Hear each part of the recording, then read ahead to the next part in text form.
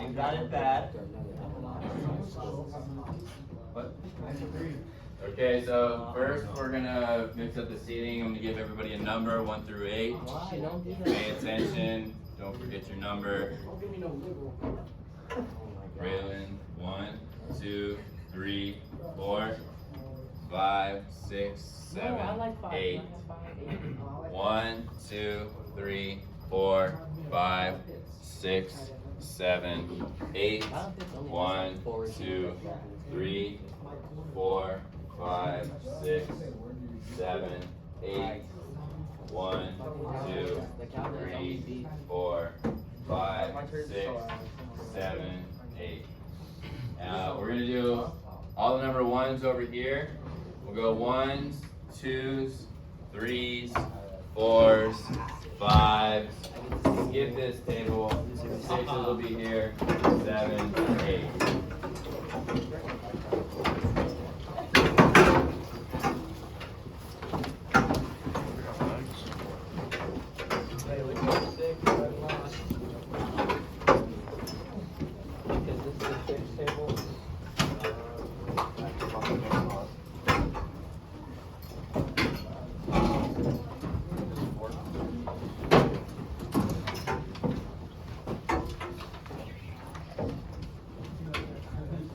Randy, you want your drink?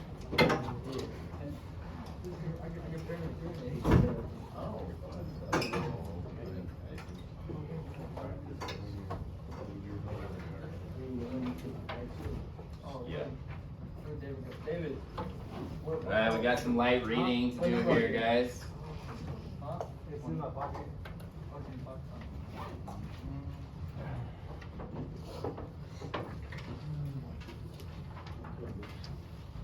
What's that?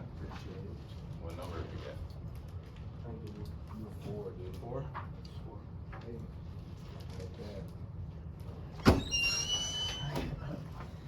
Santos? Hello. What happened? What's happening? Pull up the. Yes. We switched our seating around here.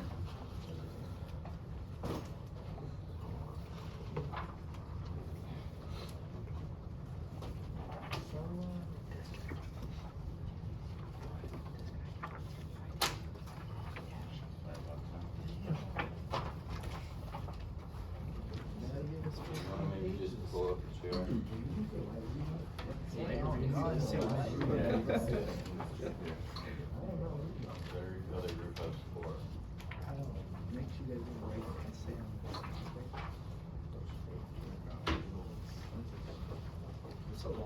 I thought you said light reading. Light reading. 9 pages. 9 pages. We're not that decided.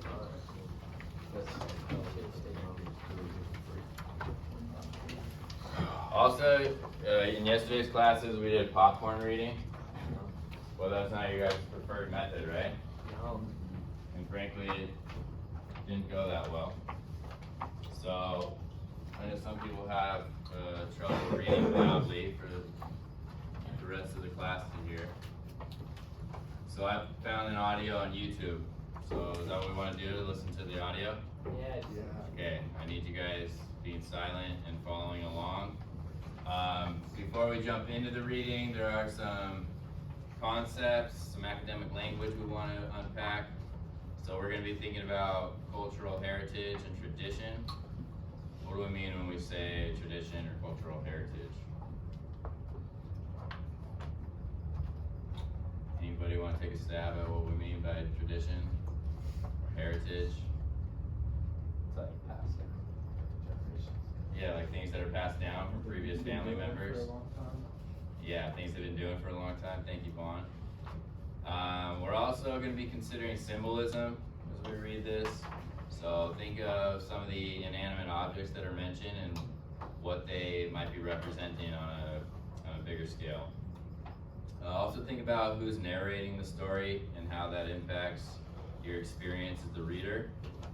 And then we want to consider this conflict of tradition versus modernity. So the old ways versus the new ways, kind of, and how are they colliding in this story? And then also think about the title. This story is called Everyday Use. And think about why the author may have chosen to use that title, Everyday Use. Okay, so this story is written by Alice Walker. It's called Everyday Use, and we're going to jump right in. Everyday Use by Alice Walker. I will wait for her in the yard that Maggie and I made so clean and wavy yesterday afternoon. A yard like this is more comfortable than most people know. It is not just a yard. It is like an extended living room, where the hard clay is swept clean as a floor, and the fine sand around the edges lined with tiny, irregular grooves. Anyone can come and sit and look up into the elm tree and wait for the breezes that never come inside the house. Maggie will be nervous until after her sister goes. She will stand hopelessly in corners, homely and ashamed of the burned scars down her arms and legs, eyeing her sister with a mixture of envy and awe. She thinks her sister has held life always in the palm of one hand. That no is a word the world will never learn to say to her. You've no doubt seen those TV shows where the child who has made it is confronted, as a surprise, by her own mother and father, tottering and weakly from backstage. A pleasant surprise, of course. What would they do if parent and child came on the show only to curse out and insult each other? On TV, mother and child embrace and smile in each other's faces. Sometimes the mother and father weep. The child wraps them in her arms and leans across the table to tell how she would not have made it without their help. I've seen these programs. Sometimes I dream, a dream in which Dee and I are suddenly brought together on a TV program of this sort. Out of a dark and soft-seated limousine, I am ushered into a bright room filled with so many people. There I meet a smiling, gray, sporty man like Johnny Carson, who shakes my hand and tells me what a fine girl I have. Then we were on the stage, and Dee is embarrassing me with tears in her eyes.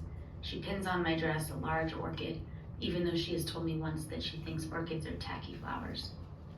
In real life, I am a large, big-boned woman with rough, man-working hands.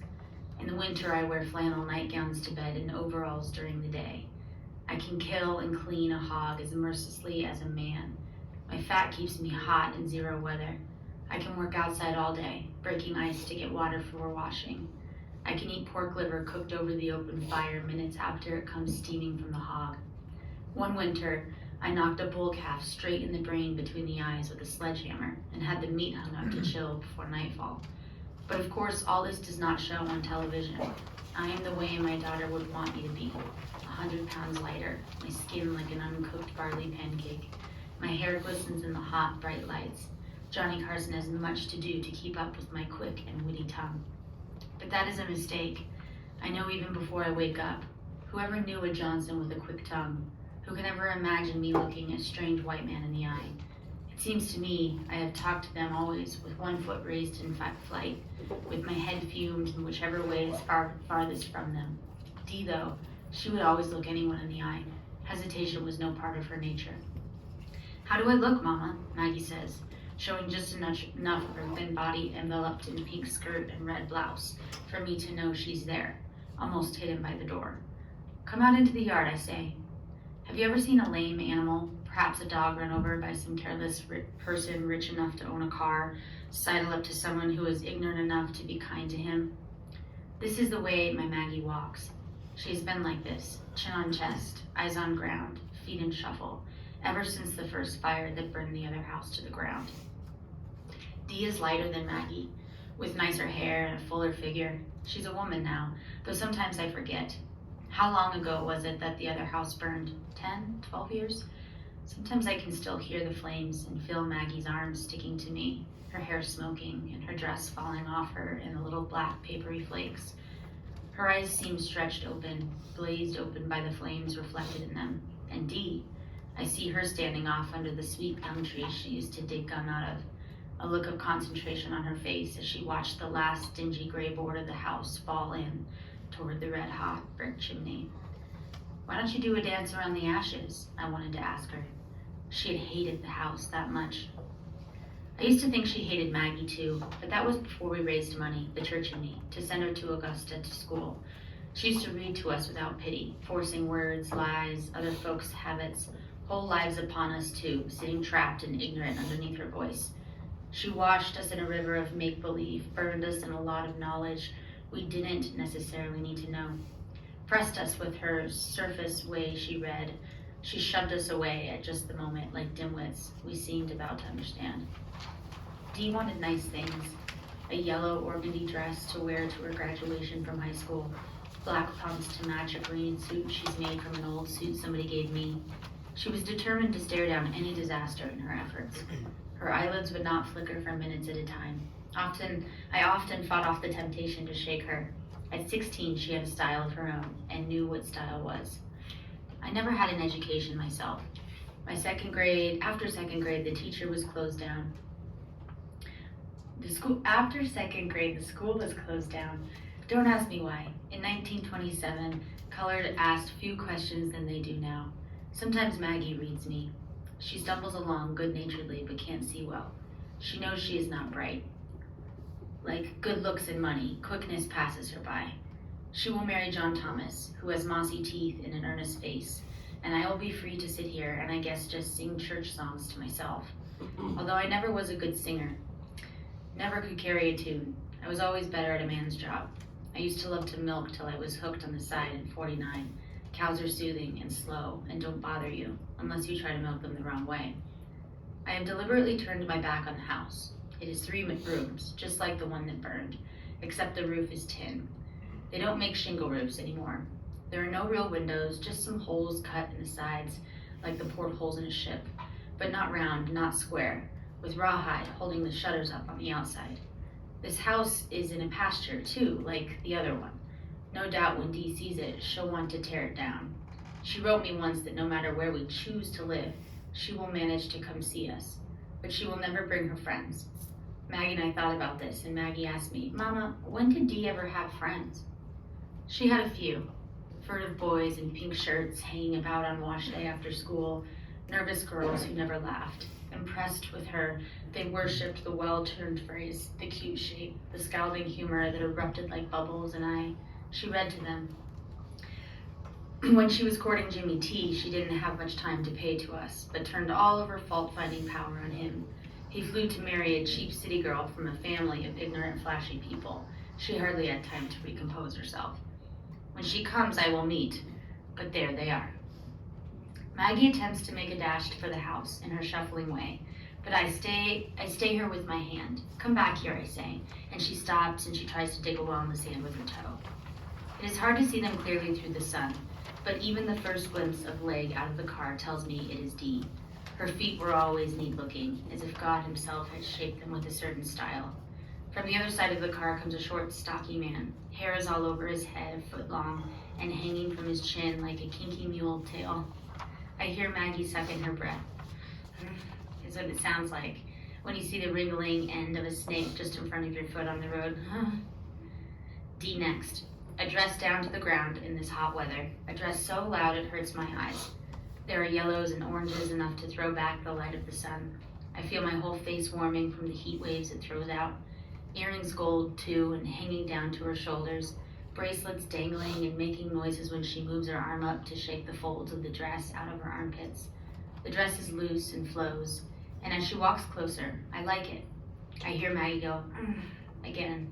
It is her sister's hair. It stands straight up like the wool on a sheep. It is black as night, and around the edges are 2 long pigtails that rope about like small lizards disappearing behind her ears. Wasuzotino, she says, coming on in the gliding way the dress makes her move. The short, stocky fellow with his hair to his navel is all grinning, and he follows up with, Assalamu alaikum, my mother and sister. He moves to hug Maggie, but she falls back, right up against the back of my chair. I feel her trembling there, and when I look up, I see the perspiration falling off her chin. Don't get up, says Dee. Since I am about stout, it takes something of a push. You can see me trying to move a second or two before I make it. She turns, showing white heels through her sandals, and goes back to the car. Out she peeks next with a Polaroid. She stoops down quickly and lines up picture after picture of me sitting there in front of the house with Maggie cowering behind me. She never takes a shot without making sure the house is included. When a cow comes nibbling around the edge of the yard, she snaps it, and me and Maggie in the house. Then she puts the Polaroid in the back seat of the car, comes up and kisses me on my forehead. Meanwhile, Assalamu alaikum is going through the motions with Maggie's hand. Maggie's hand is as limp as a fish and probably as cold, despite the sweat, and she keeps trying to pull it back. It looks like Assalamu alaikum wants to shake hands, but wants to do it fancy. Or maybe he don't know how people shake hands. Anyway, he should give up on Maggie. Well, I say, D. No, Mama, she says, not D. Wangero liwanika kemanjo. What happened to D? I wanted to know. She's dead, Wangero said. I couldn't bear it any longer, being named after the people who oppressed me. You know as well as me, you was named after your Aunt Dee, I said. Dee is my sister. She named Dee. We call her Big D after Dee was born. But who was she named after, said Wangero. I guess the Grandma Dee, I said. And who was she named after, asked Wangero. Her mother, I said, and saw Wangero was getting tired. That's about as far back as I can trace it, I said. Though, in fact, I probably could have carried it back beyond the Civil War through the branches. Well, said Assalamu alaikum, there you are. Oh, I heard Maggie say. There I was not, I said, before DC cropped up in our family, so why should I try to trace it back that far back? He just stood there grinning, looking down on me like somebody inspecting a model of a car. Every once in a while, he and Wangero sent eye signals over my head. How do you pronounce this name, I asked. You don't have to call me by it if you don't want to, said Wangero. Why should I asked. If that's what you want us to call you, we'll call you. I know it might sound awkward at first, said Wangero. I'll get used to it, I said. Ream it out again. Soon after we got the name out of the way, Assalamu alaikum had a name twice as long and 3 times as hard. After I tripped over it 2 or 3 times, he told me just call him Hakim Abarba. I wanted to ask him was he a barber, but I really didn't think he was, so I didn't ask. You must belong to those beef cattle peeps down the road, I said. They say Assalamu alaikum when they met you too, but they didn't shake hands. Always too busy, feeding the cattle, fixing the fences, putting up salt, lick shelters, throwing down hay. When the white folks poisoned some of the herd, the men stayed up all night with the rifles in their hands. I walked 1.5 miles just to see the sight. Hakima Barber said, I accept some of their doctrines, but farming and raising cattle is not my style. They didn't tell me, and I didn't ask whether Wangero D had really gone and married him. We sat down to eat, and right away he said he didn't eat collards and pork was unclean. Wangero, though, went on through the chitlins and cornbread and the greens and everything else. She talked a blue streak over the sweet potatoes. Everything delighted her, even the fact that we still used the benches her daddy made for the table when we couldn't afford to buy chairs. Oh, Mama, she cried, then turned to Hakima Barber. I never knew how lovely these benches are. You can feel the rump prints, she said, running her hands underneath her along the bench. Then she gave a sigh, and her hand closed over Grandma Dee's butter dish. That's it, she said. I knew there was something I wanted to ask you if I could have. She jumped up from the table and went over in the corner where the churn stood, the milk and the crabber by now. She looked at the churn and looked at it. This churn top is what I need, she said. Didn't Uncle Buddy whittle it out of a tree you all used to have? Yes, I said. Uh-huh, she said happily, and I want the dasher too. Uncle Buddy whittle that too, asked the barber. Wangero looked up at me. Auntie's first husband whittled the dash, said Maggie so low you almost couldn't hear her. His name was Henry, but they called him Stash. Maggie's brain is like an elephant's, Wangero said, laughing. I can use the chute top as a centerpiece for the alcove table, she said, sliding a plate over the chute, and I'll think of something artistic to do with the dasher. When she finished wrapping the dasher, the handle stuck out. I took it for a moment in my hands. You didn't even have to look close to see where hands were pushing the dasher up and down to make butter had left a kind of sink in the wood. In fact, there were a lot of small sinks. You could see where thumbs and fingers had sunk into the wood. It was beautiful, light yellow wood from a tree that grew in the yard where Big D and Stash had lived. After dinner, Wangero, went to the trunk at the foot of my bed and started rifling around in it. Maggie hung back in the kitchen over the dishpan. Out came Wangero with 2 quilts. They had been pieced by Grandma D, and then Big D and me had hung them on the quilt frames on the front porch and quilted them. One was in the lone stat pattern, the other was walk around the mountain. In both of them, there were scraps of dresses Grandma D had worn 50 or more years ago, bits and pieces of Grandpa Jack Paisley's shirts, and one teen faded blue piece, about the size of a penny matchbox, that was from great-grandpa Ezra's uniform that he wore in the Civil War. "Mama," one girl said, sweet as a bird, "can I have these old quilts?" I heard something fall in the kitchen, and a minute later the kitchen door slammed. "Why don't you take one or two of the others?" I asked. "These old things just done by me and Big D from your tops for Grandma Peace before she died." "No," said one girl, "I don't use those. They are stitched around the borders by machine." "That'll make them last better," I said. "That's not the point," said one girl. "These are all pieces of dresses Grandma used to wear. She did this all stitching by hand. Imagine!" She held the quilts securely in her arms, stroking them. "Some of the pieces, like those lavender ones, come from old clothes her mother handed down to her," I said, moving up to touch the quilts. Dee, one girl, moved back just enough so that I couldn't reach the quilts. They already belonged to her. "Imagine," she breathed again, clutching them closely to her bosom. "The truth is," I said, "I promised to give them quilts to Maggie for when she marries John Thomas." She gasped like a bee had stung her. "Maggie can't appreciate these quilts," she said. "She'd probably be backward enough to put them in everyday use." "I reckon she would," I said. "God knows I've been saving them long enough with nobody using them. I hope she will." I didn't want to bring up how I had offered Dee Wangaro a quilt when she went away to college. Then she had told they were old-fashioned and out of style. "But they're priceless," she was saying now furiously, for she has a temper. "Maggie would put them on the bed, and in 5 years they'll be in rags, less than that." "She can always make some more," I said. "Maggie knows how to quilt." Dee Wangaro looked at me with hatred. "You just will not understand. The point is these quilts. Well, I said, stumped. "What would you do with them?" "Hang them," she said, as if she was the only thing you could do with these quilts. Maggie by now was standing in the door. I could almost hear the sound her feet made as they scraped over each other. "She can have them, Mama," she said, like everybody used to never winning anything or having anything reserved for her. I can remember Grandma Dee without the quilts. I looked at her hard. She had filled her bottom lip with checkerberry snuff and gave her face a kind of dopey, hangdog look. It was Grandma Dee and Big D who taught her how to quilt herself. She stood there with her scarred hands hidden in the folds of her skirt. She looked at her sister with something like fear, but she wasn't mad at her. This was Maggie's portion. This was the way she knew God to work. When I looked at her like that, something hit me in the top of my head, and I ran down to the soles of my feet.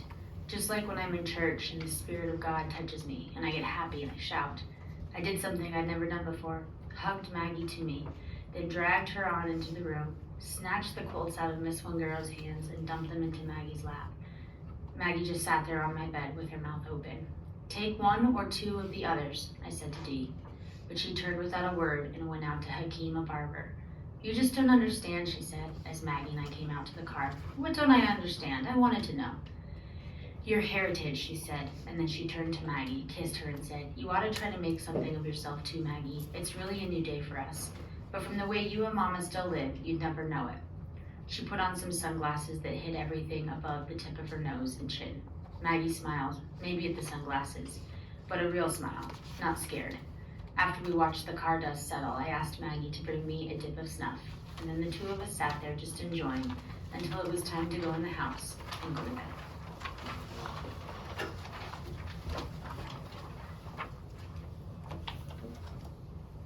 You guys like that? No. You like it more than Fahrenheit? Yeah. Okay, so let's do a little recap. Who's telling the story?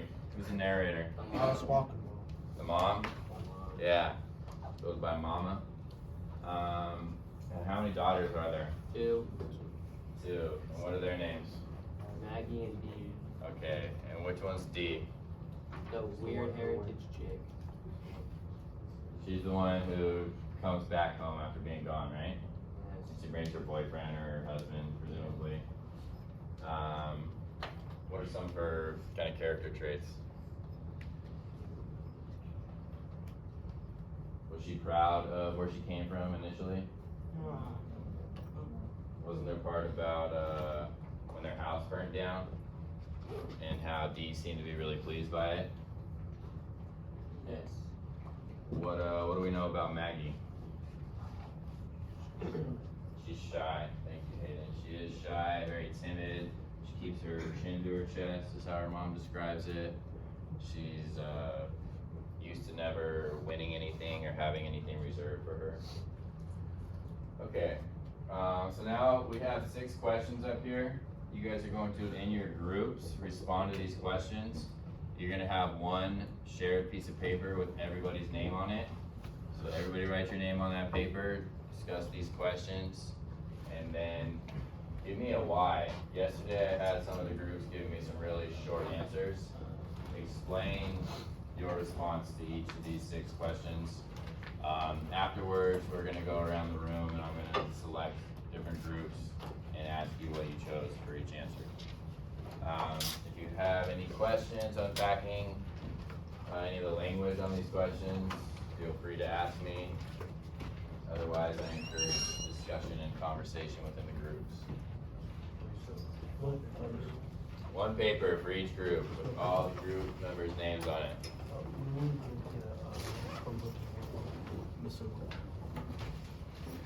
After this.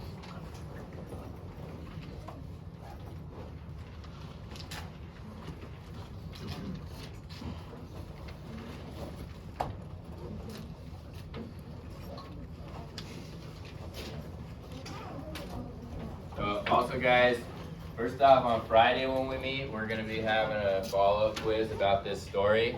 And then keep in mind, we're 2 weeks from finals, and everything we've read, everything we cover is fair game for the finals. So there's a chance that you'll have to answer questions about this reading on the final.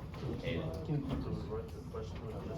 Just write the answer. I know what the question is, but just give me a thorough response. Wait, what? Keep this? Yeah. No, these are class copies, guys. I need the hard copies back after we finish this activity. What do you want it to be? You're gonna perform well though, right?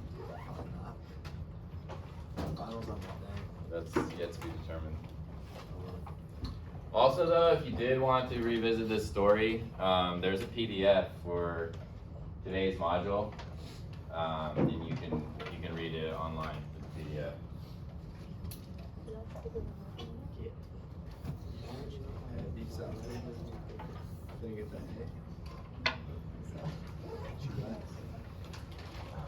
They hate it.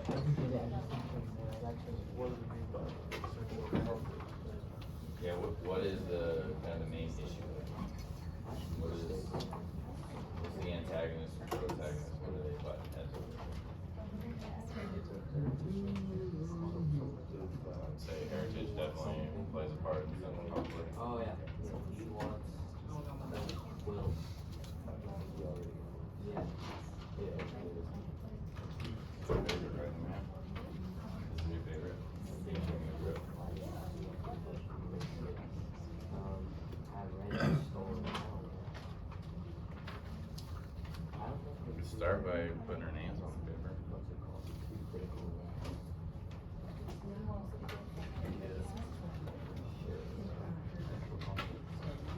What's going on here, guys? Would be between Maggie and you. David, what's the central conflict? They want to share the dress? Quilt in every room? Maybe the one's more than anybody did. Yeah.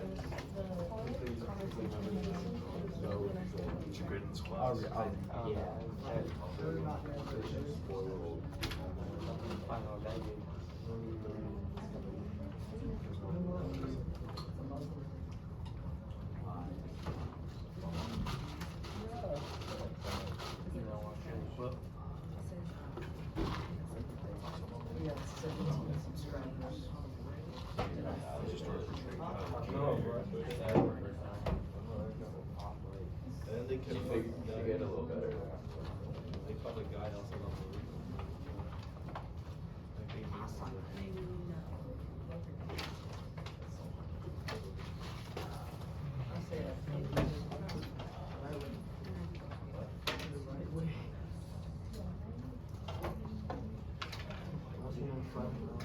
I can't read it. what is the impact of making hormones?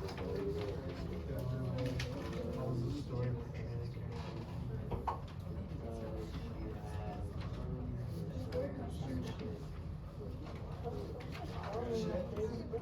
to like she's spoiled, or like she's Guys, I want each person in the group to respond to at least one of the questions in terms of writing the response. So it's not the same person answering all the questions. Each of you should answer at least one in your writing. In your writing? Yeah, so like if Amelia didn't do it on the writing order, I know, but we're giving her the answers. like with like well, you write the next answer. Well, I've been giving all the answers. Well, you shouldn't have an issue writing them, right? You damn sweatshop.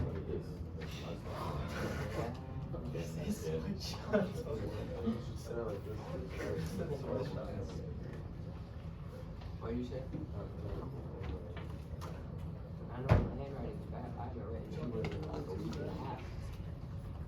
One of the other teachers gave her some, yeah, all the teachers, hard copies, right? And I was like, looking at the examples.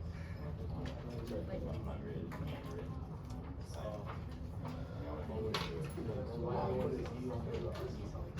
This is cut down by the forest. But I think you're gonna do this way, the discussion, I don't want everyone to be on the computer looking at things. Fade in.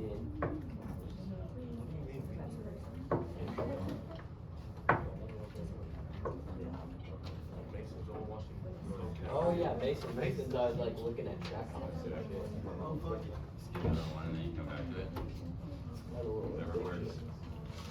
Window shopping at its finest. track on. Where's the issue? No, well maybe, but it stuck with me, you know? I took something from it. Did you? I don't know, I like that. Maybe not. I think it's kind of an interesting discussion, like practical use versus like the daughter D, she just wants everything for the aesthetic, you know, she's like, can I have that butter turner, she's like, excuse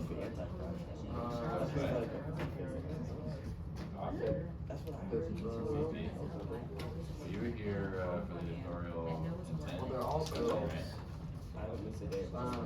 Last class we did the tutorial intent, where it's like the object intentions versus what the reader gets out of it. So you get a God figure out of it, even if it wasn't Alice Walker's intent. Okay.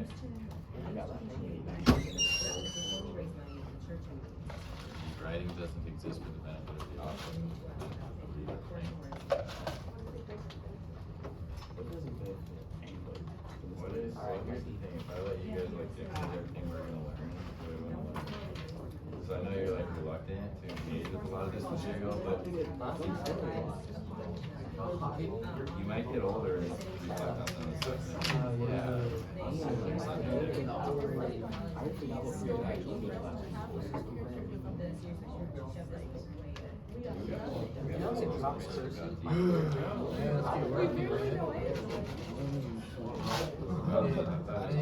look at my damn paper.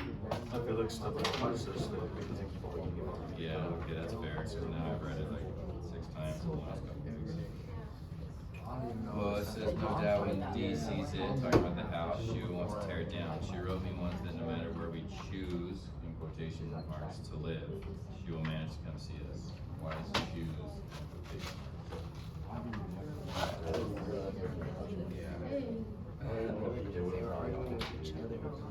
Yeah, because they were poor, right? So they don't really get to choose where they're gonna live. But that was the way Dee worded it when she wrote in the letter.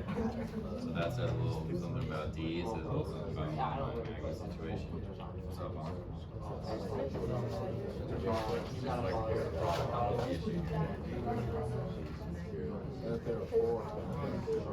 Dr. Smith took me to it, so they are poor, and then is the daughter Dee, and she likes expensive things.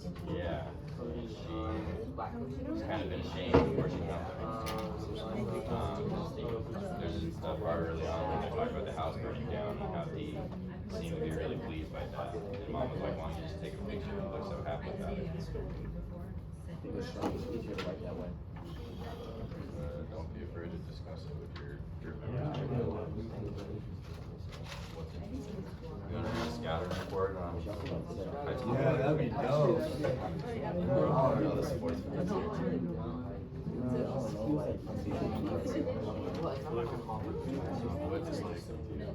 Pretty scary.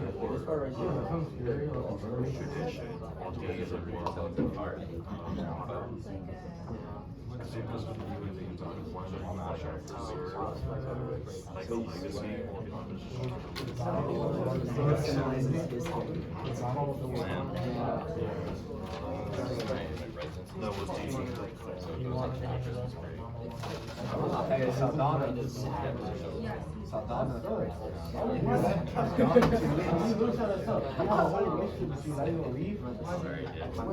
And now my assignments are getting 10 out of 20. It's great talk. Hey, boy. I don't want no 10 out of 20.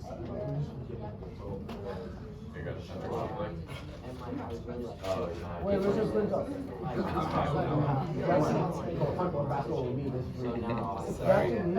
Wait, it's just a downfall. Where are you going?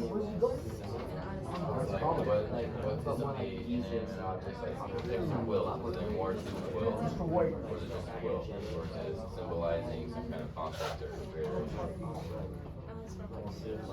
There's also like the butter churn. He wants to take the butter. That's something that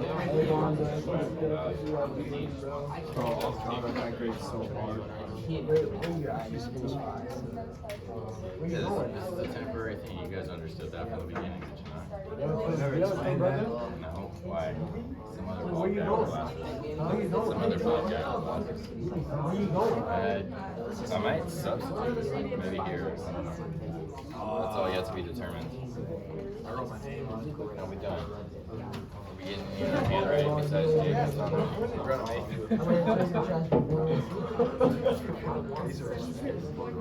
Yeah. We're hitting the portal. I'm in the portal.